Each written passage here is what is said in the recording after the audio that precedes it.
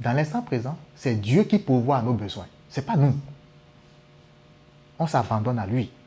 On se laisse conduire. Souvent, on a peur, on se dit que non, c'est comme, vous savez, on dit qu'on est chrétien, mais notre foi est un peu limitée là. Les gens qui ne sont pas chrétiens, les naturalistes ou les matérialistes vont dire, on s'en fout de ça là, c'est ce que tu fais que tu manges. C'est la bataille qui te donne le bonheur. Mais nous qui sommes chrétiens, notre foi nous dit non. C'est l'abandon à Dieu qui nous donne le bonheur. Mais quand il s'agit de venir en pratique, s'abandonner à Dieu dans l'instant présent, c'est difficile. Hein? Si je ne vais pas, si je ne m'inquiète pas du futur, qui va payer mon loyer?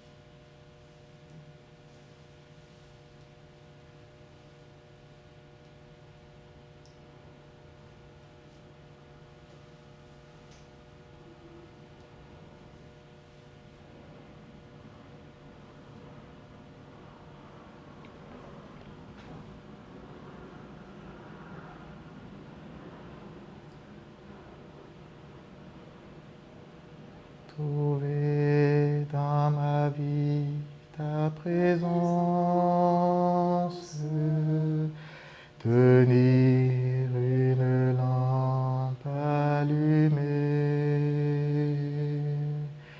choisir d'habiter la confiance, aimer et se savoir aimer. Trouver dans ma vie ta présence, tenir une lampe allumée, choisir d'habiter la confiance, aimer et se savoir aimer.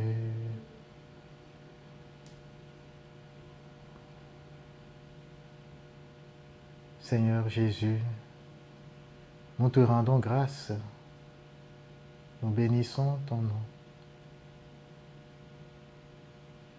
Nous te disons merci. Merci pour ton amour que tu déverses dans nos cœurs. Merci pour ton amour qui nous renforce, qui nous fortifie. Merci pour la joie et la paix qui proviennent de ta présence, Seigneur. Merci, car en toi, Seigneur, nous avons le bonheur éternel tant recherché. Oui, nous courons dans tous les sens, comme des brebis égarées, comme des brebis errant sans berger. Mais toi, tu nous dis, je suis le bon berger. Venez dans ma présence, car je vous y attends pour vous conduire par ma lumière. Merci Seigneur. Merci pour cette parole pleine d'espérance. Et nous te confions cette séance par ton Esprit Saint, Seigneur. Éclaire-nous. Par ton Esprit Saint, Seigneur, guide-nous dans tes vérités, dans toute la vérité, afin que nos cœurs imprégnés de ta parole et illuminés par ton visage puissent s'élever vers toi pour te glorifier, toi qui es le roi de l'univers pour les siècles des siècles. Amen. Au nom du Père et du Fils et du Saint-Esprit. Alors, bonsoir, mesdames et messieurs, et bienvenue à cette séance du carrefour de bien-être spirituel. C'est une séance de partage sur la spiritualité et la foi. Le but, c'est vraiment d'échanger et de développer notre foi à travers la connaissance des vérités divines que l'on retrouve dans la parole de Dieu.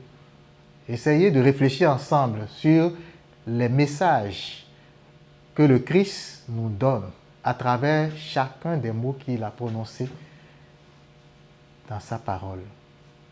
Et aujourd'hui, nous allons parler de la présence. La présence. Nous allons voir qu'est-ce que la présence. Qu'est-ce que c'est que la présence? Nous allons voir le pouvoir qu'il y a dans la présence de Dieu. Nous allons voir comment on peut commencer à réfléchir, à aménager sa vie pour qu'elle plaise au Seigneur. Parce que ce n'est que dans la présence de Dieu que notre vie peut plaire au Seigneur. Nous allons voir qu'il y a juste deux côtés, soit avec Dieu ou sans Dieu.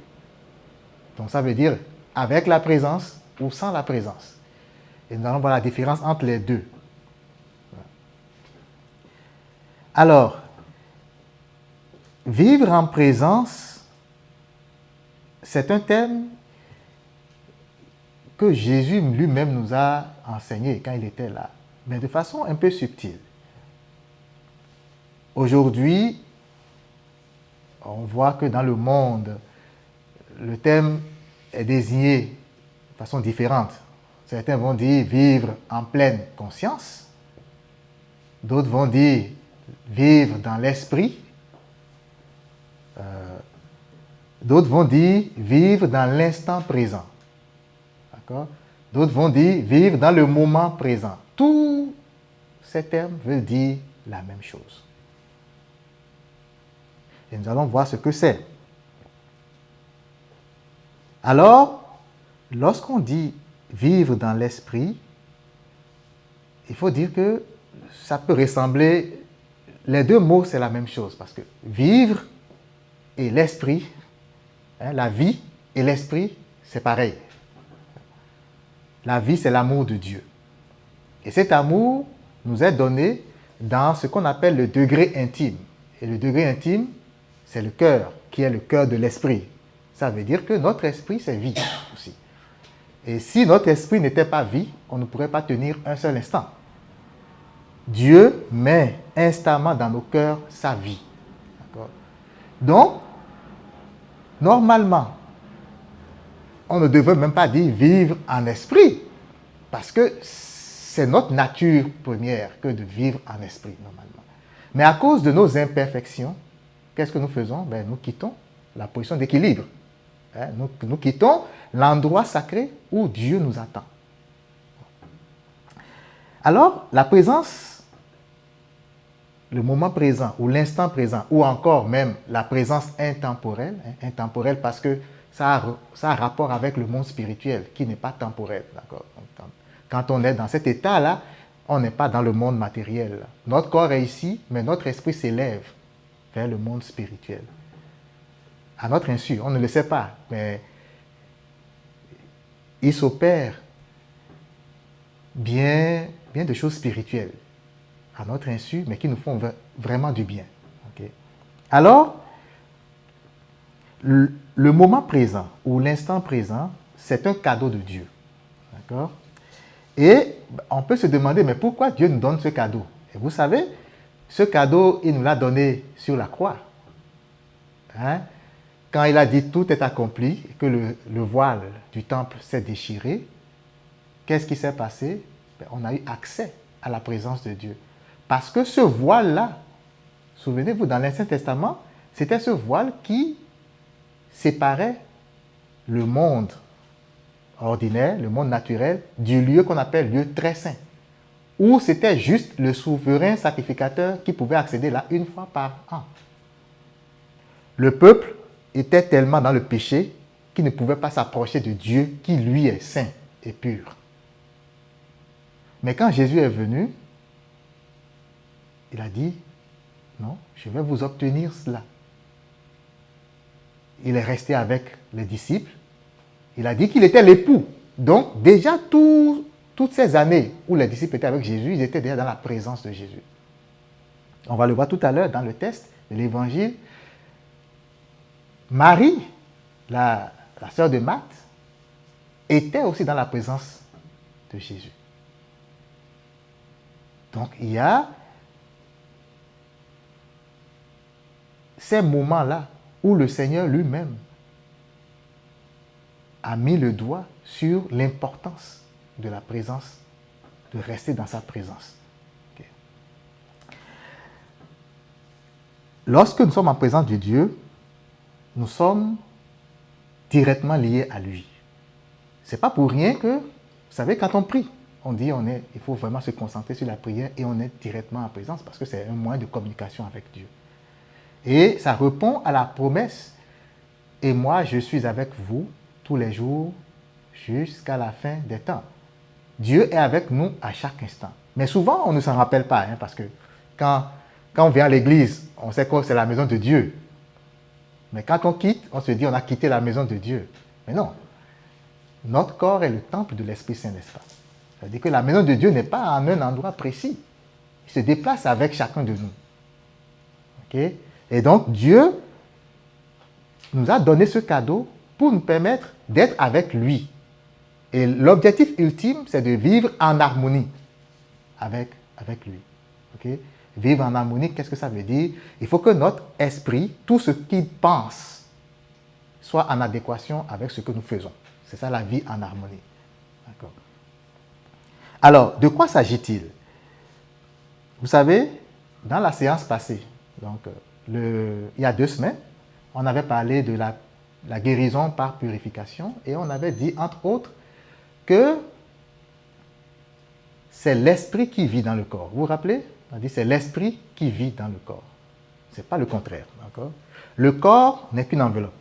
Ce n'est que de la pure matière. D'accord? Ça veut dire quoi? Tous les instincts de notre corps, c'est notre esprit qui les lui donne. Toutes les qualités que nous avons, c'est notre esprit qui les lui donne. D'accord? Et évidemment, ça va dans le sens de qui sommes-nous. À chaque fois, je vais un peu plus loin parce que c'est la base, à chaque fois. Si on ne comprend pas ces choses-là, ça va être difficile de comprendre pour le reste. Donc, on va un peu plus loin. Vous savez que notre esprit et notre corps sont 2 entités différentes, n'est-ce pas? On a l'esprit. L'esprit, c'est l'âme, c'est pareil. Okay? Et puis, on a le corps, qui est l'enveloppe. Notre esprit appartient au monde spirituel, c'est pourquoi on l'appelle esprit.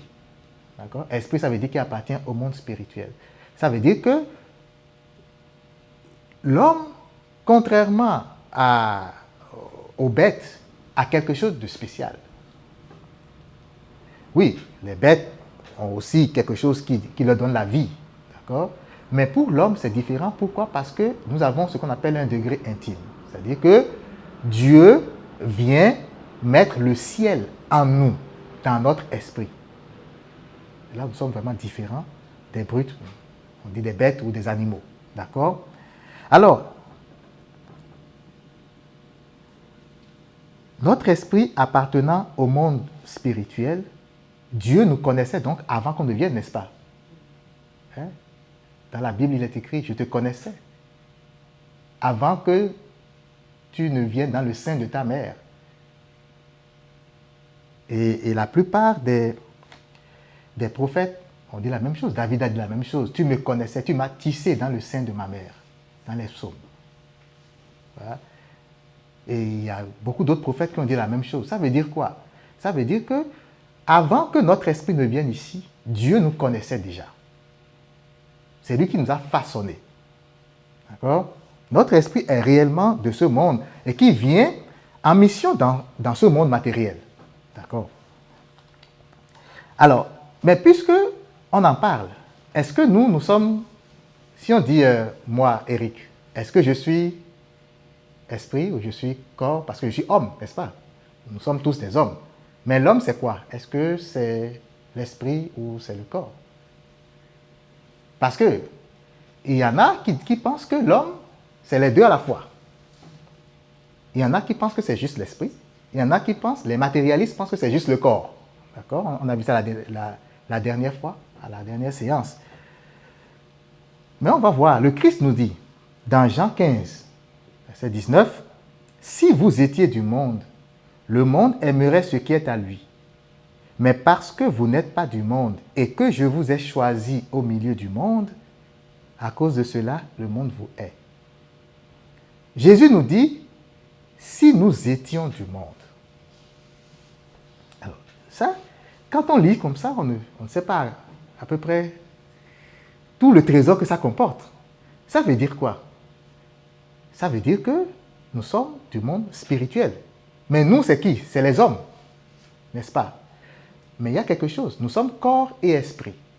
Mais le corps n'appartient pas au monde spirituel. On est d'accord. Quand quelqu'un meurt, il ne va pas dans l'au-delà avec le corps. Le corps reste ici. Si nous sommes esprit et corps, et que Dieu nous dit, vous êtes du monde spirituel, ça veut dire que c'est notre esprit qui est du monde spirituel. Ça veut dire que l'homme, ce n'est pas esprit et corps. Nous étions d'abord hommes avant de venir en ce monde, n'est-ce pas? Alors, c'est très important de savoir, les anges sont des hommes, comme nous, mais qui n'ont pas le corps matériel. D'accord? Donc, quand on dit un homme, c'est d'abord notre esprit qui est homme. Et cet homme, qui est notre esprit, a pris l'enveloppe de la chair pour venir.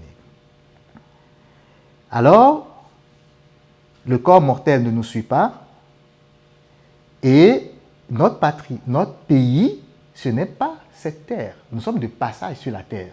Notre pays, c'est le royaume des cieux, c'est le monde spirituel. Et Saint Paul le dit, notre patrie à nous est dans les cieux. Et celui que nous attendons comme sauveur, c'est le Seigneur Jésus-Christ qui viendra des cieux, dans la lettre aux Philippiens. D'accord? Donc ça, c'est une confirmation pour dire, l'homme, c'est esprit. Et cet esprit vit dans le corps. Alors, s'il arrive que notre corps, par exemple, devient faible, puisque c'est l'esprit qui donne tout dedans, c'est-à-dire que c'est notre esprit qui devient faible en ce moment-là. Si nous sommes d'un tempérament fâcheux, c'est notre esprit qui est fâché. Le corps ne fait que répondre à ce que l'esprit lui donne comme signal. Comprenez? Alors, ce que ça fait, c'est qu'il y a un problème. Ça veut dire quoi? Si notre esprit, au lieu de demeurer dans ce monde spirituel duquel il est, si il sort et il commence par chercher le matériel, qu'est-ce qui va se passer? Il va être assujetti aux choses de ce monde. Et c'est quoi les choses de ce monde? Il y a la matière, il y a quoi encore? Il y a tout ce qui est bien matériel, il y a aussi le temps et l'espace. Et c'est là où ça batte. C'est là où on a des problèmes. Parce que imaginez votre esprit qui court d'après le temps. Qu'est-ce qu'il va faire?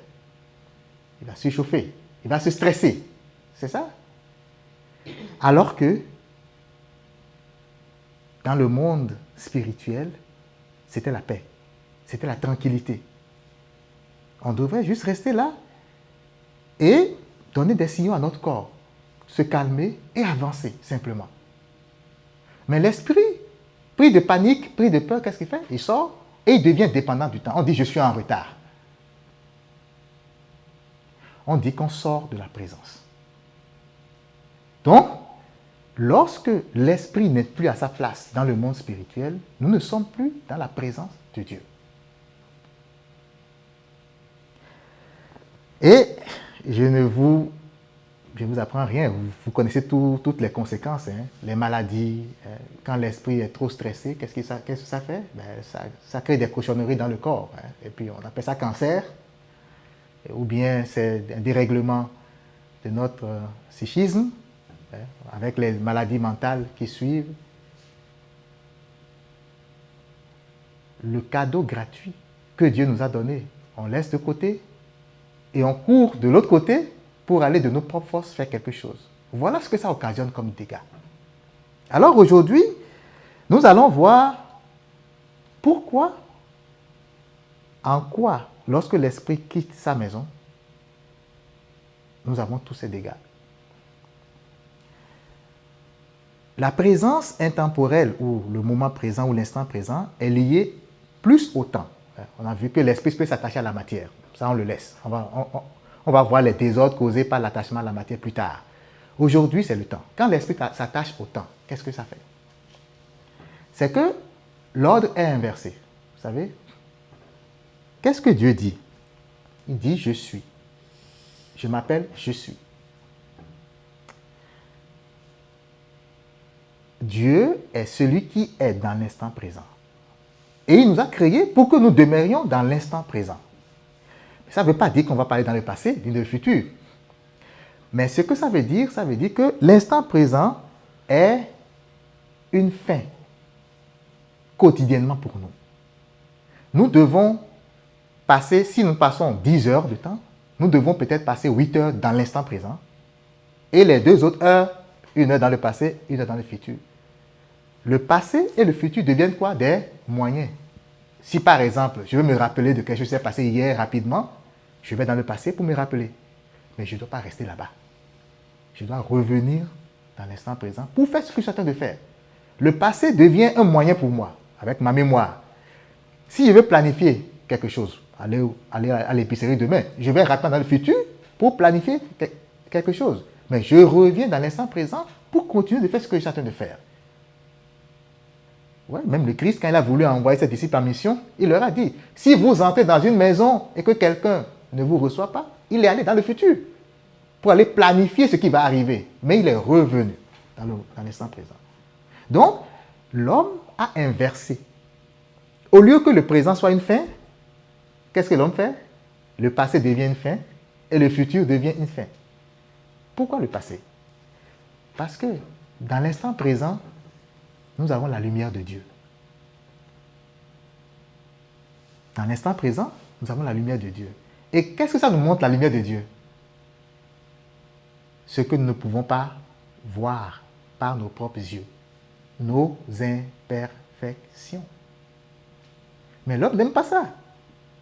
Hein? C'est tout comme si tu es sous un spot lumineux qui te montre que tu es rancunier, tu es adultère, tu es menteur, tu es voleur. Mais personne ne voit ça. Tu es le seul qui voit ça. Mais même ça, tu as honte. L'homme n'aime pas rester là. On est un peu comme dérangé de rester dans l'instant présent. Alors qu'est-ce qu'on fait? On va se réfugier dans notre passé. Hein? On va chercher à peu près, selon l'état spirituel qu'on a, soit on va se réfugier dans nos tristesses passées. Hein? J'avais perdu un être cher il y a 5 ans, et puis on se met dedans, on se morfond. Ou bien on va chercher les bonnes choses du passé, on va rester dedans là-bas. Ou alors, on va se dire, écoutez, moi, je ne suis pas satisfait de ce que je vis actuellement là, parce que je n'ai pas encore 2 maisons, ou bien je n'ai pas encore la grosse maison, ou la grosse voiture. Alors, je vais imaginer comment je vais faire pour que dans le futur, dans 1 an, ou bien dans 6 mois, que je puisse acheter tout ça. On va se réfugier dans une satisfaction illusoire du futur. Ça ne vient jamais. Parce que quand les 6 mois arrivent, on se rend compte que la situation a changé. Les choses avaient changé en temps. Je n'ai plus l'argent pour faire ce que je dois faire. Ou alors, il y a eu tel ou tel événement et on se projette encore dans un autre futur. Alors, vous voyez les dégâts que ça fait.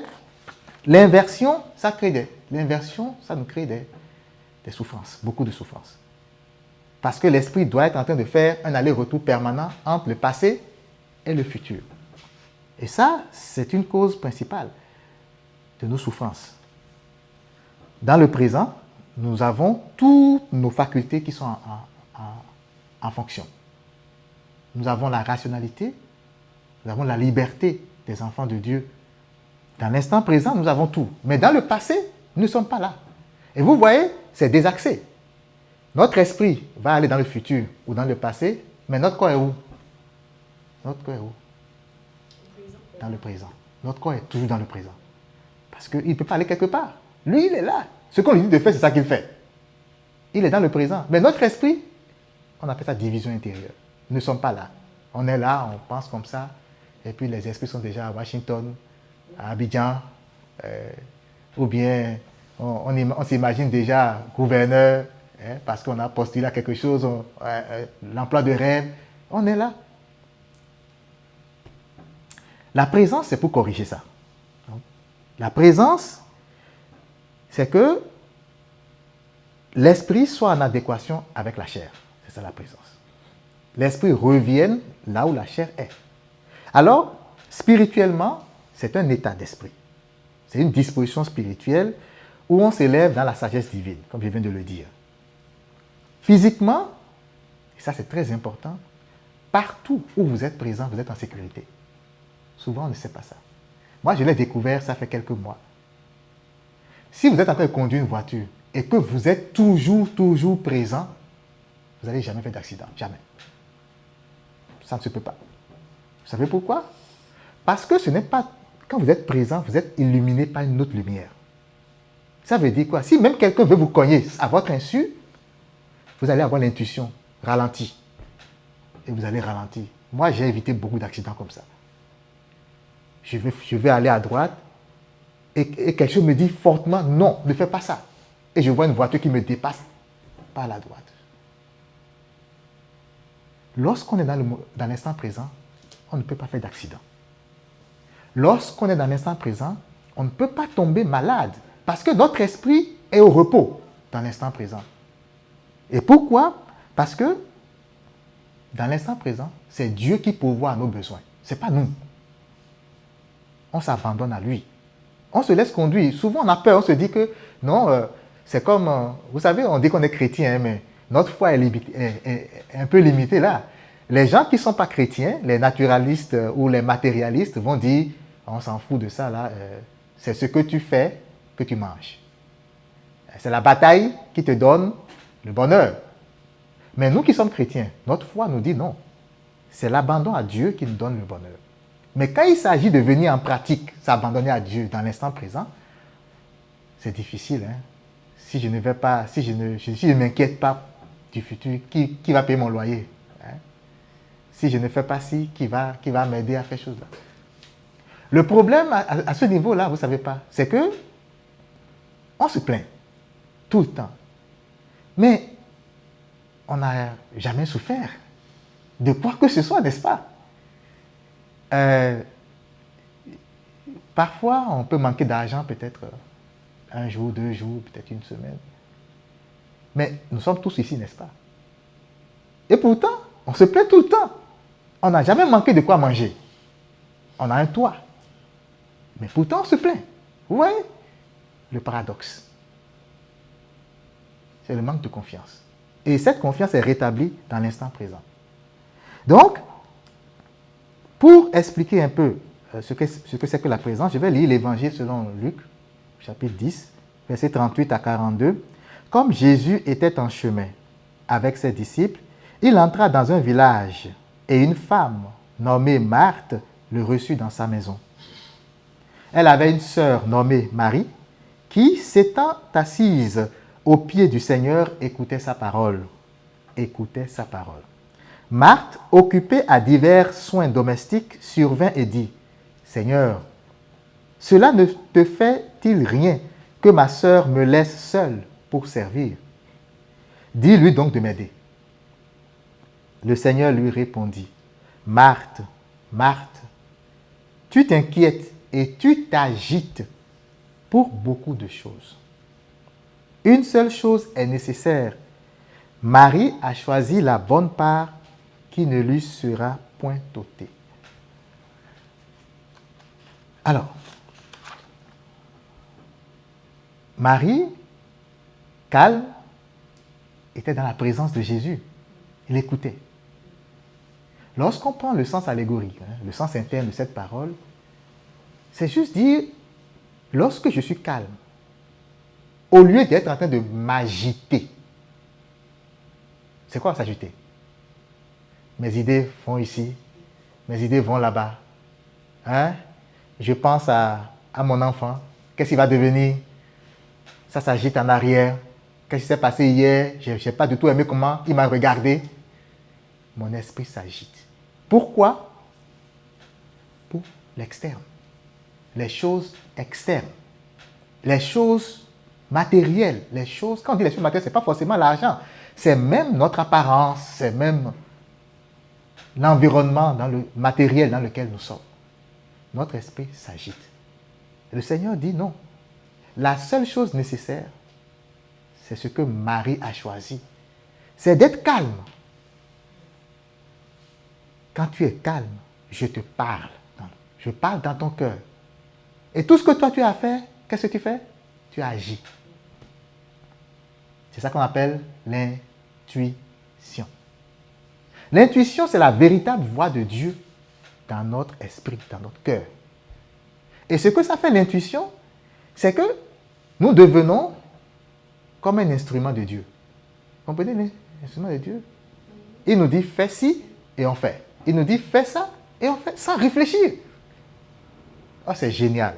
C'est vraiment génial. C'est-à-dire que on ne soupçonne pas, mais lorsque nous sommes inquiets et que nous ne laissons pas la place à Dieu, on ne peut pas expérimenter certaines choses. Souvent, on va se dire, si je me laisse, c'est trop risqué. Ce sera la déchéance. Donc, tout ce que j'ai bâti là, ça va être à terre d'ici là. Mais il suffit de faire l'expérience, même dans les petites choses. Dans les petites choses. Ok, on peut encore garder le gros bâton là quelque part, mais dans les petites choses, commençons par faire l'expérience. Parce que la foi, c'est ce qu'on a expérimenté. Vous pouvez dire je crois en Dieu là. On peut dire je crois en Dieu. Mais tant que vous n'avez pas expérimenté le je crois en Dieu, c'est de vaines paroles. C'est ce que Jésus appelle, en priant là, on dit de vaines paroles. Vous comprenez? Regardez chacun de nous. On est allé à l'école, n'est-ce pas? Dans tout ce qu'on a appris là, qu'est-ce qu'on garde après l'école? C'est les choses qu'on a expérimentées, n'est-ce pas? Soit pendant qu'on était là en laboratoire, soit quand on a fini dans notre boulot, ce qu'on fait chaque jour, c'est ce qu'on expérimente. Ça là, on n'a pas besoin d'apprendre la leçon. Interroge-moi à tout moment, je vais te réciter ça. Et c'est les choses dont on est le plus convaincu. Mais écoute, ne viens pas me dire le contraire. Je l'ai fait chaque jour depuis 10 ans. Ça là, c'est blanc. Pourquoi tu viens me dire que c'est noir? Moi, je l'ai fait chaque jour depuis 10 ans. Et je peux attester que c'est blanc. C'est ce qu'on appelle l'appropriation. Et l'appropriation, c'est la foi. D'accord? Donc, si nous n'appliquons pas les choses, ça va être difficile d'expérimenter les choses et d'avoir la conviction de l'action de notre Dieu dans notre vie. On va juste toujours faire de la théorie. Hein? La théorie, là, on a lu la Bible, Jésus a dit ça, oh j'espère, oh. Ok. Mais ce n'est pas ce que Dieu nous demande. Dieu ne nous demande pas de rester tranquille et d'espérer. On a vu ça à la séance passée. Dans l'ordre divin, nous devons d'abord faire un pas. Nous devons connaître la vérité qui est dans la Bible. Nous devons penser rationnellement à la vérité. Ça veut dire quoi? Se poser des questions, c'est ce que ça veut dire. Se poser des questions, dire, mais telle chose que Jésus dit là, qu'est-ce que ça veut dire? En quoi ça me concerne? Qu'est-ce que je dois faire? Et pendant qu'on se pose des questions, qui est-ce qui arrive? L'Esprit Saint. L'Esprit Saint arrive et dit, ah, mon enfant, tu n'as pas compris telle chose, tu n'as pas compris. Moi, je te l'explique. Nous venons d'abord et Dieu vient par la suite. Ce n'est pas le contraire. Dieu ne vient pas nous chercher dans notre tanière. Ça ne marche pas comme ça. Okay? Alors, quand on dit être dans l'instant présent, en définitive, c'est de ramener son attention, toute son attention, sur ce qui se passe autour de soi. Ramener toute notre attention sur ce qui se passe autour de nous. Ici et maintenant. Pas hier, pas demain. Peu importe où je me trouve et peu importe ce que je fais. C'est ça, vivre dans l'instant présent. Alors, ça a beaucoup d'implications, n'est-ce pas? Lorsque je vis dans l'instant présent, imagine que je suis en train de manger. C'est quoi vivre dans l'instant présent quand je mange?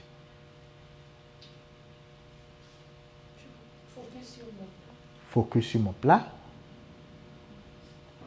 Je goûte. Tous mes sens doivent être en alerte. Je ne peux pas compter le nombre de fois que j'ai mangé sans savoir même c'est quoi le goût de ce que j'ai mangé. C'est ça l'absence. On mange vite, vite, vite, vite, vite. Hein, parce que l'esprit est déjà ailleurs. Alors, est-ce qu'il faut s'étonner des maladies qu'on a là, estomac et tout? Parce que si je mange vite comme ça, ben, l'esprit est surchauffé. Le mécanisme de digestion, parce que c'est l'esprit qui déclenche tout ce qui est à l'intérieur. Si moi je mange vite, lui, il est surchauffé. Alors, il déclenche les trucs en désordre. Et je commence par avoir mal au ventre. Je commence par tomber malade, simplement. C'est un exemple de dégâts que peut provoquer l'absence pendant qu'on mange, par exemple. Même chose, si je marche, est-ce que vous êtes déjà arrivé de cogner le pied dans la maison, là? On court par ici, boum, on va là-bas, parce qu'on est en retard, là. Et puis, à un moment donné, notre pied cogne quelque chose, on dit, oh, hein? On n'est pas présent. On souffre parce qu'on n'est pas présent. Est-ce que vous voyez que ce n'est pas Dieu qui nous fait souffrir, hein? Dieu ne fait souffrir personne. On va voir un chapitre spécial, je pense que le mois de janvier ou quelque chose comme ça, sur la souffrance. Et vous allez comprendre beaucoup de choses. C'est hallucinant. Si on sait dans quelle ignorance nous sommes là, nous sommes allés très loin. On pense qu'il y a un diable quelque part qui vient et qui nous fait souffrir. Mais non. Dieu a mis la lumière là. Il dit, viens ma lumière. Est-ce que tu es déjà venu et le diable est venu jusque-là te faire souffrir? Lorsque nous sommes dans la présence intemporelle, aucun sorcier ne peut rien faire pour nous. Aucun. Il n'y en a pas. Et il y a eu, si vous avez déjà écouté des histoires de personnes qui étaient dans le monde spirituel, comme des sorciers ou des gens, des malfaisants, là, qui témoignent qu'ils arrivent à atteindre certaines personnes. Mais d'autres personnes, ils n'arrivent pas à atteindre. J'ai déjà lu tout récemment une histoire sur Facebook où c'était ça. La personne est allée même jusqu'à dans une assemblée de prière pour aller attaquer un frère qui dirigeait une prière. Et il a lancé ses affaires, ça ne marche pas. Il lance, ça ne marche pas. Ok, il dit, bon, ok, c'est bon. Lui, là, il est trop fort pour moi. Il est allé s'asseoir derrière quelqu'un d'autre qui assistait à la prière. Parce que dans le mal, là, l'esprit du mal, il a cette vengeance-là. Il faut qu'il fasse la chose. Il est allé s'asseoir derrière quelqu'un. Qu'est-ce qui s'est passé? Cette personne n'était pas aussi solide spirituellement que l'autre. Mais qu'est-ce qui s'est passé? Il était concentré sur la prière. C'était l'adoration en ce moment-là. Et au moment où le gars s'apprêtait à lancer l'attaque spirituelle, le prêtre qui vient avec le Saint-Sacrement se met devant le gars, sans savoir pourquoi. Et il fait comme ça. C'est lui-même qui a raconté à la fin. C'est-à-dire qu'il a vu qu'il était complètement dépouillé. Et il a vu qu'il y avait une certaine puissance dans cette affaire. C'est lui-même qui a témoigné. J'étais ici, j'étais là, j'ai fait ci, j'ai fait ça. Il a même empoisonné des gens. Il a gâché la vie de certaines personnes. Il avait l'esprit de serpent ou quelque chose comme ça, et puis il faisait mal aux gens. Mais les gens qui étaient dans la présence de Dieu, ils ne pouvaient pas les atteindre. Ce n'est pas de l'utopie, ce n'est pas une théorie, c'est de la pratique. Donc la présence, c'est quelque chose qui nous donne une porte d'accès à Dieu. D'accord? Et lorsque nous sommes dans la présence, Dieu nous comble de nos besoins. Hein? Jésus nous dit, cherchez premièrement le royaume des cieux. Et toutes les choses dont vous avez besoin vous seront données. C'est ce qu'il voulait dire.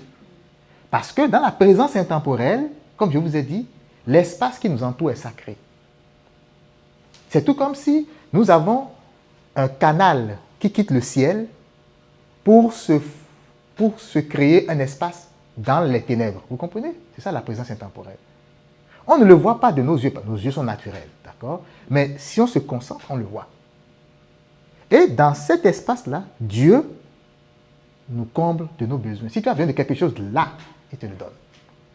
Mais il ne va pas te combler de besoins pour dans 2 jours. D'accord? Parce que qu'est-ce que Dieu veut? Il veut que tu sois toujours là. Que tu aies toujours besoin de lui. Pas qu'il va te donner $1 million et tu vas accumuler, tu vas dire, mon Seigneur, maintenant tu m'as donné, je prends congé de toi. Non, ça ne marche pas comme ça. Comprenez? Donc, alors, Saint Paul nous dit, ne vous livrez pas à l'amour de l'argent. Contentez-vous de ce que vous avez. J'ai mis ce passage. Pourquoi? Parce que, comme je viens de dire, si je suis vraiment dans le présent, je me contente de ce que j'ai. Je n'anticipe pas sur la grosse voiture que je vais acheter demain, n'est-ce pas? Si demain, telle est la volonté de Dieu, je ne ferai aucun effort pour que la grosse voiture arrive. Qu'elle soit là ou pas, je m'en fous. Je sais une chose, je ne vais pas mourir de faim. Je vais toujours avoir là où dormir. Même si ce n'est pas moi-même qui ai acheté la maison, je vais dormir. Parce qu'en définitive, qu'est-ce qui est important? Avoir la maison ou dormir sous un toit? Vous comprenez? Dieu nous pourvoit toujours de ce dont on a besoin. Et quand on l'a besoin, à l'instant même où on l'a besoin. Mais il faut l'expérimenter pour s'en convaincre. D'accord? C'est très important. Dans l'instant présent, on est aussi en sécurité. Sécurité. Dieu dit dans Genèse 28, « Je suis moi-même avec toi. Et je te garderai partout où tu iras. » Vous pensez que ce sont de vaines promesses? Dieu est fidèle. Tout ce qu'il a dit là, il a déjà créé les conditions pour ça avant même de le dire. Et ça, c'est encore quelque chose qu'il faut savoir. Ce n'est pas quand je prie à Dieu qu'il crée les conditions pour moi. Non. Parce que depuis que Dieu a créé l'homme, il a créé l'homme pour qu'il soit heureux. Il a déjà créé toutes les conditions pour que l'homme soit heureux. Mais il y a quelque chose qu'il a fait. Il dit non, je ne vais pas vous créer parfait. Vous allez apprendre. Un peu comme un enfant vient dans le monde, le père ne lui dit pas, je te mets tout dans la tête en même temps là. Tu vas devenir un érudit là, tu vas devenir un scientifique. Non, l'enfant va apprendre. Et pourquoi Dieu veut que nous apprenions? Parce que quand on apprend, quand on fait une expérience, ça vaut mieux que 1000 livres de théorie. Vous savez, ce que j'ai vécu là, comme je viens de le dire, je suis convaincu de ça. Personne ne viendra me dire le contraire. Ça veut dire que être convaincu que Dieu est le bien même et qu'il m'a fait du bien, je peux le dire juste de la bouche, ou je peux le dire même si j'ai une machette au cou. C'est quoi la différence entre les deux? Je viens juste à l'église, le prêtre me dit Dieu est bon, je répète Dieu est bon. Le jour où quelqu'un braque ma voiture et me met le fusil pour dire est-ce que Dieu est vraiment bon? Je dis non, non, non, non, je n'ai jamais dit ça. Je ne suis pas convaincu, je n'ai pas la foi. Mais si j'ai vécu que Dieu est bon, par exemple, il m'a sauvé d'un grave accident. C'est-à-dire que la voiture même est devenue comme... Et moi, je suis sorti. Ok, tue-moi. Moi, je sais que Dieu est bon. Si tu veux, tue-moi. Parce qu'il m'a tellement fait de bien que je ne peux pas mentir sur son compte, vous comprenez? Et ça, on le fait déjà pour les hommes. Hein? Parfois, si quelqu'un te fait du bien, un homme, on dit, je ne peux pas pécher contre lui là. Lui là, il est bon. À plus forte raison, si vraiment on sent le bien de Dieu. C'est ça la vraie foi. D'accord? Et la présence intemporelle nous permet d'être en sécurité dans cette foi-là. Okay? Mais nous avons des défis. Parce qu'on a vu tout ce que la présence peut faire. D'accord? On a vu ce que c'est que la présence intemporelle. Tout ce que la présence peut faire. C'est qu'il n'y a pas cette maladie-là. Quand tu es dans la présence, ça se guérit. Vous voyez, Toutes les maladies qu'on dit incurables, ça se guérit avec la présence intemporelle. Si tu es atteint de cancer, tout ce que tu as à faire, c'est de changer ton mode de vie. Si tu es bipolaire ou quelque maladie mentale, on s'en fout. Tout ce que tu as à faire, c'est de ramener ton esprit à la maison. C'est tout. Parce que tout ça, c'est l'esprit qui le crée. Et tout ce qui est maladie, tout ce qui est souffrance, on va le voir plus tard, c'est notre positionnement spirituel qui crée ça. Nous sommes mal placés. Alors Dieu, sa divine miséricorde dit, moi je ne te retiens pas le fait que par ignorance, tu sois désaxé. Mais je ne viendrai pas ôter le plaisir d'apprendre. Parce que souffrir, c'est apprendre. Hein? Parfois, on dit ça aux enfants. Hein? Quand on dit ne va pas, ne fais pas, l'enfant ne va dire laisse-le. Hein? Quand il va toucher le feu, là, ça va le brûler. Il va souffrir et il va comprendre. Demain, tu n'as pas besoin de lui dire ça. Il est déjà convaincu. C'est comme ça que Dieu fait pour nous. Dieu nous apprend à nous perfectionner par apprentissage. Et l'apprentissage, c'est aussi les souffrances. Mais, si on suit sa voie, sa lumière, on peut moins souffrir. On n'est pas obligé de passer par tous les tourments du monde pour grandir. Il suffit de connaître ce que Dieu t'apprend. C'est tout comme si Dieu t'apprend quelque chose, mais ta tête est trop dure. Tu ne l'apprends pas, mais tu vas souffrir, tu vas continuer à souffrir jusqu'à ce que tu l'apprennes. Et quand tu vas apprendre, ce sera une étape dans ta vie. Parce que n'oubliez pas, lorsqu'on va quitter ce corps, on part avec quoi? Avec ce progrès que notre esprit aura fait. Vous comprenez? On part avec ce progrès. Et donc, ça, c'est très important pour montrer que l'instant présent, ce n'est pas quelque chose qui date d'aujourd'hui. Hein. Le défi pour les hommes de rester dans l'instant présent. Blaise Pascal, vous le connaissez, le philosophe, mathématicien, physicien français, écrivait « Nous ne tenons jamais au temps présent. Nous anticipons l'avenir comme trop lent à venir, comme pour hâter son cours, ou nous rappelons le passé pour l'arrêter comme trop prompt. C'est que le présent d'ordinaire nous blesse. » C'est ce que je viens de dire. Nous courons vers l'avenir ou nous allons vers le passé parce que le présent nous blesse. Hein? Il y a la lumière de Dieu qui vient nous montrer nos imperfections. On ne veut pas voir ça. On ne veut pas voir ce à quoi on ressemble. C'est tout comme si quelqu'un qui a un esprit très machiavélique, diabolique, mais vous savez que dans le corps spirituel, ce que tu es se reflète à l'extérieur. Hein? Ce n'est pas comme ça dans le corps physique. Dans le corps physique, nous avons un visage fixe. Mais dans le corps spirituel, c'est changeant. Si tu es... C'est comme ça qu'on parle, on dit souvent, il y a un ange qui est très beau. Hein? Le diable est très vilain. C'est ça. Ça dit que ça se reflète.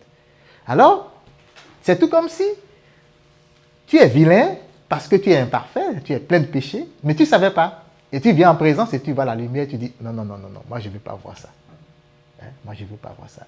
Et il dit, c'est que le présent d'ordinaire nous blesse. Nous le cachons à notre vue parce qu'il nous afflige. C'est Blaise Pascal qui le dit, c'est un philosophe. Et s'il nous est agréable, nous regrettons de le voir échapper.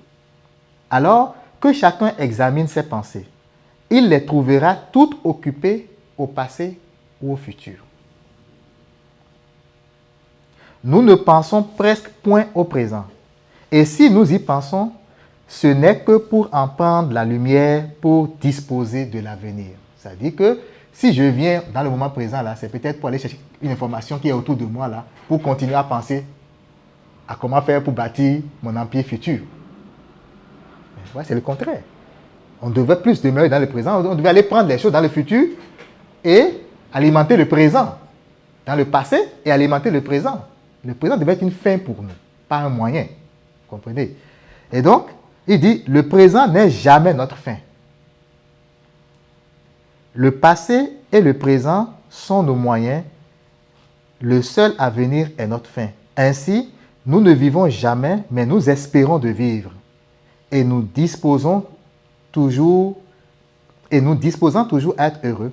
Il est inévitable que nous ne soyons jamais. Qu'est-ce qu'il dit? On se projette tout le temps dans le futur, dans l'avenir. On dit, je vais être heureux demain. À chaque jour suffit sa peine, non?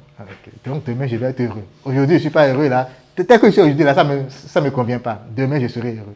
On projette toujours le bonheur sur demain. C'est ça le danger quand on quitte le moment présent. On projette toujours le bonheur. Et on finit sa vie sans être heureux. Vous comprenez? Parce que si le lit demain, on dit, oh boy, j'ai raté l'anniversaire de mon enfant. 5e anniversaire, 6e anniversaire, 7e. Et la nuit à l'hôpital sur le lit, là, on compte toutes les années où on a raté l'anniversaire de mariage, l'anniversaire de... J'étais même pas là, je courais d'après l'argent.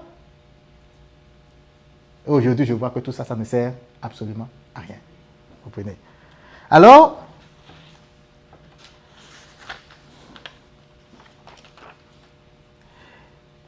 vivre le moment présent, c'est répondre à l'appel de Saint Paul. Qu'est-ce qu'il dit? Prier sans cesse. Quand on est dans l'instant présent, on prie sans rien dire.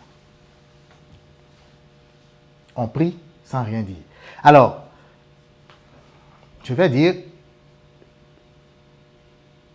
le thème sur la présence intemporelle, c'est très vaste. OK? Aujourd'hui, ce que nous voyons, c'est la notion et les implications. La prochaine fois, nous allons parler de la pratico-pratique. C'est-à-dire, dans notre vie, là, comment faire petit à petit? Par où commencer? Quoi faire quotidiennement? Comment, vous comprenez? Les comment là, ça va être la séance prochaine. Mais aujourd'hui, c'est pour que vous puissiez savoir c'est quoi l'instant présent et ce que ça nous réserve comme bonheur. Vous comprenez? C'est ça. C'est la seule chose, c'est le seul état qui répond à l'exhortation prier sans cesse. Vous savez pourquoi? Parce que quand je suis dans l'instant présent, je suis en présence de Dieu. Prier, ce n'est pas forcément dire des mots. On s'entend. Quand je suis dans l'instant présent, je prie. Alors, si vous prenez le Notre Père. Le Notre Père, qui es aux cieux, que ton nom soit sanctifié. On bénit le Seigneur. On veut que le règne de Dieu arrive dans notre vie. Lorsque je suis dans l'instant présent, je suis dans un espace sacré, on vient de dire. Je suis tellement rempli de bien que même si je ne dis rien, mon âme bénit le Seigneur. Vous savez, l'esprit humain là, il ne peut pas rester tranquille s'il est heureux. Vous comprenez? Est-ce qu'il vous est déjà arrivé vraiment d'être heureux et d'être comme quelqu'un qui est triste ou quelque chose? Parce que la joie, c'est une force qui nous pousse. Vous comprenez? Si l'esprit humain est heureux, même si c'est dans son cœur, il loue. Alors si je suis dans le présent, dans le moment présent, je sens les biens. Déjà même le repos de l'esprit, comme on l'appelle. C'est-à-dire que ma tête n'est plus lourde. J'ai appelé un ami une fois. Je lui ai dit, comment ça va? Il dit, tout va bien, sauf que ma tête fait tomber. Bon. Ta tête fait tomber, qu'est-ce qui se passe? J'ai les maux de tête. Je dis, oui, je comprends. Qu'est-ce qui se passe? Il me dit, il y a trop de choses, je pense à trop de choses. Lorsque je suis dans l'instant présent, ma tête est libre. C'est dégagé. À quoi je vais penser? À ici et maintenant. C'est très facile de penser à ici et maintenant. Je vous vois très jolie, très bien habillée. C'est très facile. Mais si je me mets à penser à demain, ça devient très compliqué. Parce que je ne sais même pas à quoi ressemblera demain. Alors je fais des projections. J'ai pensé à hier, le gars qui a grogné sur moi, et je projette que demain, là, il va me gifler. Au lieu de grogner sur moi, il va me gifler. Je me fais des illusions. Ça ne va pas arriver. Lorsque on voit quelqu'un où on veut déjà se rendre à côté de quelqu'un ou dans son espace, on pense déjà que cette personne est méchante. Hein? Ah, tu as vu comment il a été hier là? Il était très méchant. Donc on pense que comme hier il a été méchant, ben c'est que demain il sera méchant aussi. Et on se projette cette image. Et on se rend compte que, ah, ça a changé. Mais pourquoi ça a changé? C'est de l'ignorance, vous savez. C'est de l'ignorance. Parce que il était méchant hier. Quelles sont les conditions dans lesquelles il était méchant? Est-ce que ce seraient les mêmes conditions demain? Peut-être que hier, c'était chicané avec sa femme. Mais que demain, il est en de très bons thèmes. Il va être très gentil. Il va se montrer sous son plus beau jour demain. Et moi, je me suis déjà tellement stressé. Parce que au lieu d'être dans le présent et de vivre chaque instant à la fois, je me suis projeté. Pour faire quoi? C'est quoi le but quand on se projette comme ça? C'est de contrôler. On veut contrôler. Comment je vais faire pour que s'il est méchant là, ça ne m'atteigne pas? Et je veux le faire de mes propres forces. Ça ne marche pas. Même si après il est méchant. Comment toi tu veux contrôler ça comment? C'est impossible. La seule façon de ne pas être blessé par quelqu'un, c'est d'être dans l'instant présent. Vous savez pourquoi? C'est quoi être blessé? Ça veut dire, mon amour propre a été atteint. Il m'a regardé, il m'a dit, tu es vilain. Il m'a dit, tu es incapable. Mais moi, dans mon amour propre, je sais que je suis capable. Il vient de m'insulter devant le public. C'est mon apparence qui est choquée là. Mon amour propre. Ça, c'est le mal. Mais si je suis dans l'instant présent, ce n'est plus mon amour propre qui est là. Mes regards sont fixés sur le Saint-Esprit. C'est son amour que je regarde parce que je le vois là, je le vois. Alors, j'ai déjà expérimenté des blessures les plus profondes. Si vous faites la méditation et que vous revenez dans l'instant présent tout le temps, ça part. C'est la seule façon. La science matérialiste va vous dire c'est le temps qui fait ça. Croyez-moi, le temps ne fait rien.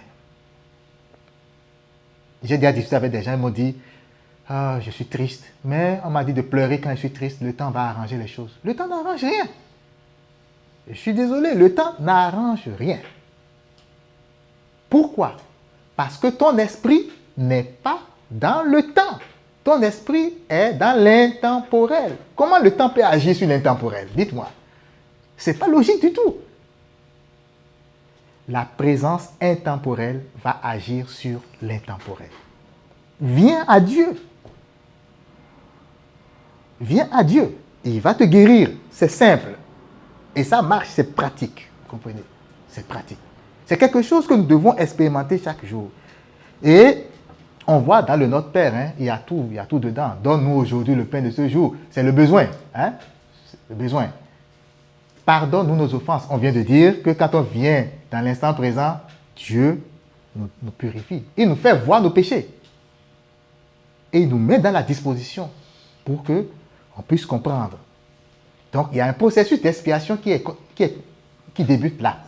OK? Et ne nous laisse pas entrer en tentation. Alors, c'est la sécurité, n'est-ce pas? Ne nous laisse pas entrer en tentation. Mais délivre-nous du mal. C'est la sécurité. On est toujours en sécurité dans l'instant présent. Toujours. Alors, c'est quelque chose qui est enseigné dans toutes les religions. Ce n'est pas seulement la religion chrétienne. Hein. La religion catholique, c'est dans toutes les religions. Donc, il y a, comme je vous l'ai dit, certains qui appellent ça la vie en pleine conscience. Parce que d'autres ont découvert la puissance de cette affaire. Et je vous dis, tout le mouvement de pensée positive sort de là. Seulement que comme ce n'est pas spirituel, ils le font, ils ne prennent qu'une toute petite partie et ils ne le font pas de façon très correcte.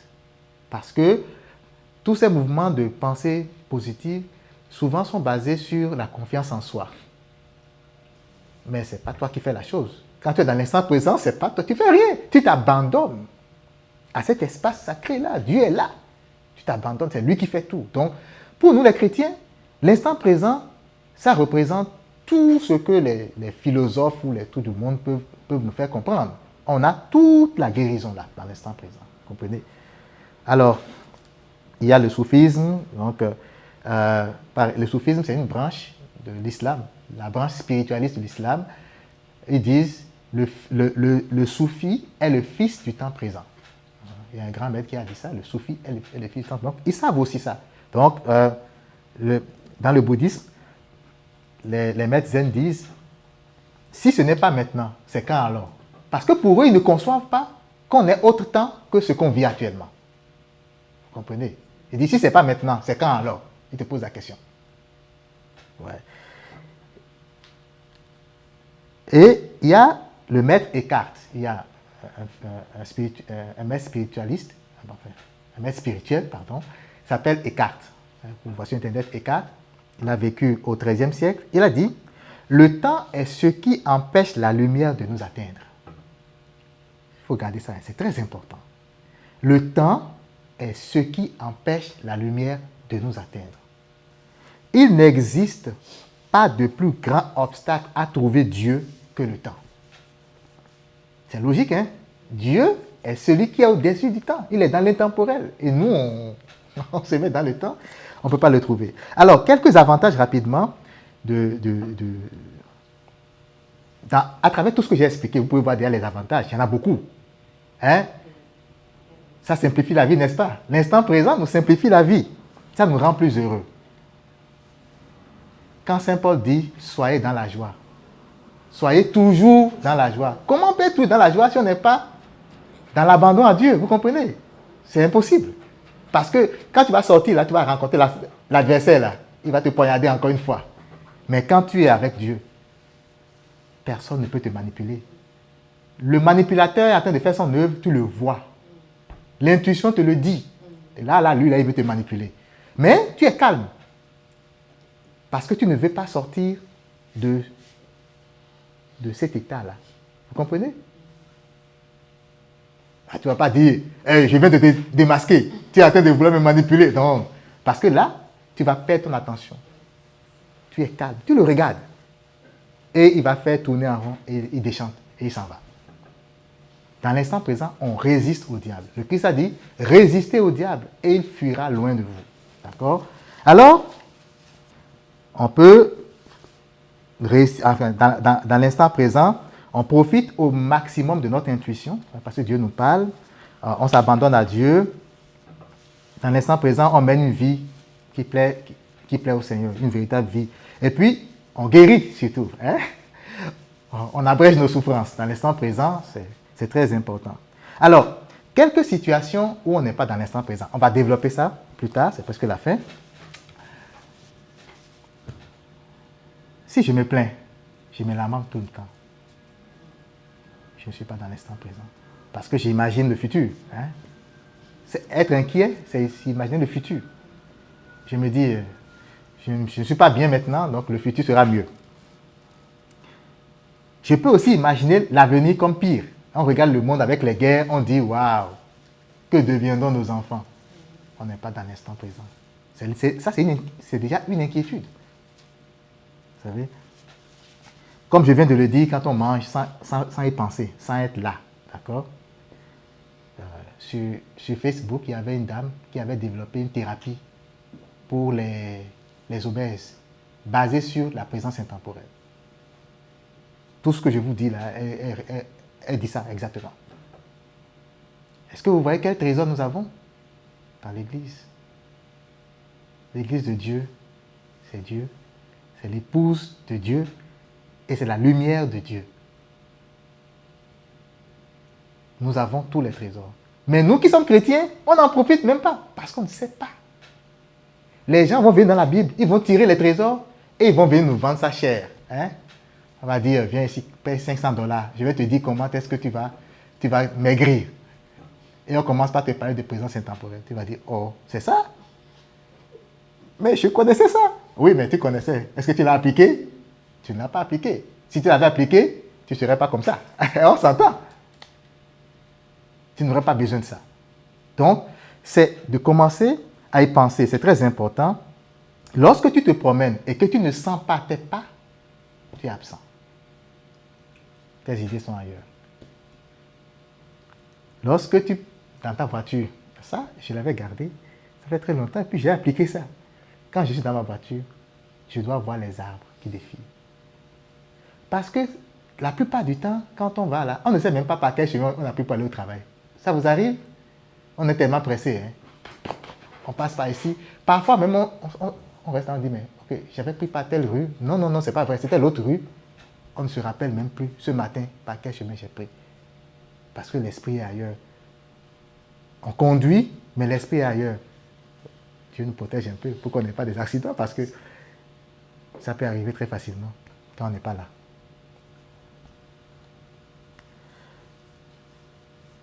Alors, il y a beaucoup d'exemples. On va revenir sur ça à la séance prochaine, de long en large, parce qu'on va voir les actions concrètes, d'accord, comme j'ai dit, qu'on va prendre. Et comment faire pour pouvoir, il faut s'affranchir des vieilles rancunes, parce que ça aussi, c'est l'absence, hein, quand on se rappelle des vieilles rancunes. Là. J'ai vu telle personne là, il vient de m'énerver. On le dit tous, hein, il m'a énervé. Tu n'es pas présent. Tu te rends vulnérable avec ça. Ça, c'est pas bon. Et, très vite, comment demeurer le plus possible dans l'instant présent? Ça commence par mettre le calme dans sa vie. Rien ne peut se faire sans le calme. Impossible. Vous savez pourquoi? Rien ne peut se faire sans le calme. C'est très logique. Dieu est dans le silence. Hein? Pas dans le feu, pas dans le tonnerre. Dieu n'est pas dans le bruit. Tu ne peux pas rencontrer Dieu dans le bruit. Dieu est dans la brise légère, dans le silence. Donc, il faut mettre le silence dans ta vie pour rencontrer Dieu. Et j'avais fait des défis, c'est sur mon site, quelques défis spirituels. Le tout premier, c'est de mettre le calme dans sa vie. En faisant quoi? Fermer les réseaux sociaux. Les nouvelles 24 heures sur 24, il faut les fermer. Les écrans, il faut les fermer. Le papotage, il faut réduire au maximum le papotage. D'accord? Parce que ça nous met dans des états où on n'est pas là. On critique. Hein? Il faut réduire au maximum. Ça ne veut pas dire qu'il ne faut pas parler. Il faut parler, mais il ne faut pas faire de la parole un travail. D'accord? Il faut dégager du temps à ton esprit pour se reposer. Mettre le calme dans sa vie. Ça, c'est très important. Comme je viens de le dire, parler peu. Et quand on parle, il faut mettre des pauses. Quand est-ce que tu vas écouter la voix de ton intuition si tu parles à 100 à l'heure? Non. Jésus a dit aux disciples, quand ils allaient en interrogatoire, il vous a dit, arrivez là-bas, là. Il leur a dit, arrivez là-bas, là. L'Esprit Saint va vous dire ce que vous allez dire. Ce n'est pas la peine d'y penser à l'avance. L'Esprit Saint va vous dire ça. Imaginons que les disciples vont là-bas et ne vont pas parler. Dieu va dire, coco, arrête-toi, arrête-toi. Ils ne vont pas écouter. On va les condamner, ils vont aller en prison. Donc, parler peu, il ne faut pas parler beaucoup. Il faut commencer par mettre ça. Et quand on parle, on met des pauses, d'accord, pour écouter la voix de Dieu dans notre cœur. Ecclésiaste va dire, ne te presse pas d'ouvrir la bouche et que ton cœur ne se hâte pas d'exprimer une parole devant Dieu.